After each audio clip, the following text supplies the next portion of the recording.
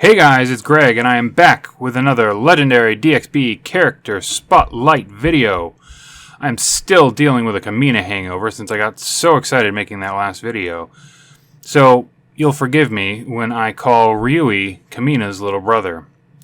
Being a little brother myself, I feel I can say this: we are all lesser versions of our older sisters. Allow me to justify this by talking about who Ryuhi is. Each of Ryuhi's cards has a card draw capability.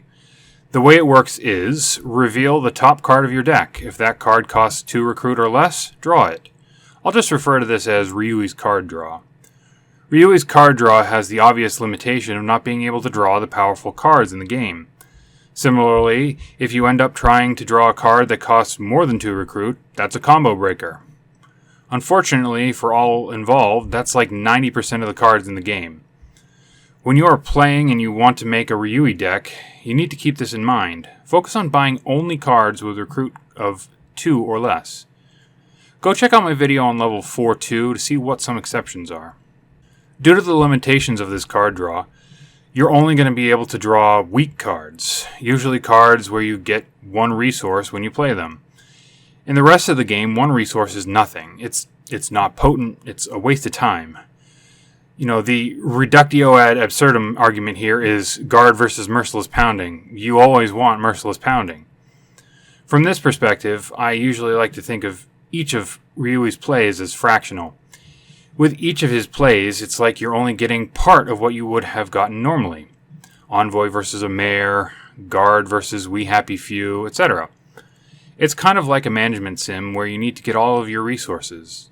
Do you take 1 action to get your 1 resource, or do you take several small actions to get that 1 resource? The more efficient route would be to go for 1 action, leaving you free to focus on other things instead. This being said, in the case of Ryuhi, with all the cards you can potentially draw each turn, you're likely able to get that same quantity of resources since you'll be able to take so many actions. I feel like I'm going around in circles here just to get to my point. If you are playing a game where Ryuhi is an available hero, steer clear unless the other heroes have a sufficient number of 2 recruit cards in order to support him. If you try to mix, you will likely end up with a broken deck that is unable to function. You need lots of plays in order to get the totals you're looking for in order to take on the mastermind, and if every other card prevents you from getting those plays, i.e. breaks Ryuhi's card draw, it's a non-starter. It's also worth mentioning that until the release of Heroes of Skycrest, Ryuhi was the only intrepid hero, so he would also hold you back if the other heroes had synergies based on teams. Alright, so negatives out of the way at this point, let's look at his cards and start talking about the positives. When built properly, a Ryuhi deck is going to allow you to play more than half of your deck each turn and get your resources along the way. Small but mighty is going to be your recruit generation. 2 recruit gets you 1 recruit plus a card draw. Small but mighty is going to be your recruit generation.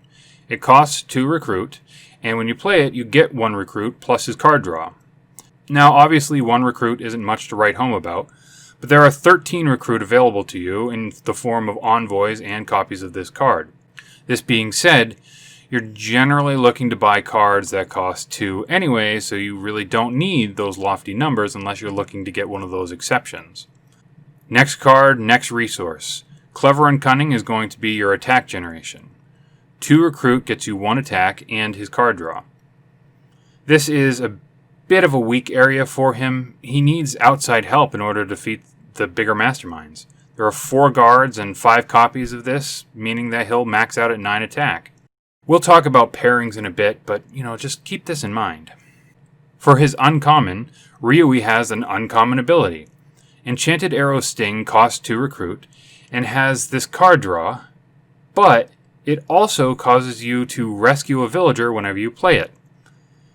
This one isn't a resource in the traditional sense. It's really what you're ultimately striving for. Villagers equal victory points. The more points you have, the better your chances of getting an individual victory. As the uncommon, there are only 3 copies of this card, but that shouldn't worry you. You should be able to play it over and over and over again due to how quickly you're going to be plowing through your deck. Ryuhi's ultimate takes all of that and kicks it up a notch. Not by generating any resources itself, but by acting as a facilitator. Liar's Call costs 2 recruit and has Ryuhi's card draw times 3. You reveal the top 3 cards of your deck and draw any that have a recruit cost of 2 or less. You've been going along pretty darn okay with the fractional plays. You'll do really well with lots more of them. Each of those cards is a chance to keep the party going. It's like getting an arterial bypass. If there's a blockage, it's going to let things by. Okay, so that was a lot of words. I stand firmly by my previous statements that Ryuhi is borderline unplayable when he isn't paired with Mariko. The problem is that 2 cost limitation. When you don't have enough cards with a 2 cost in the game, you're going to run into situations where you can't buy anything because it won't fit in your deck. But luckily, Mariko comes along and all of her cards cost 2. And when the 2 are together, they laugh at anything you could possibly throw at them. They could easily take down 2 simultaneous masterminds. I'll save all of that for a potential future video, but the point is, card draw is good. Don't break it by buying stuff that Ryuhi can't draw. Beyond that, there aren't a ton of cards with a 2 cost. It's really down to Disarray's Sacrifice, Kamina's Knowledge is Power, Makia's Fortune Smiles on You, and Silvara's Selfless Act in the base game. As a letter grade, I have to give him a C. I really wanted to give him something better, but he needs an awful lot of those 2 recruit cards in order to be able to function.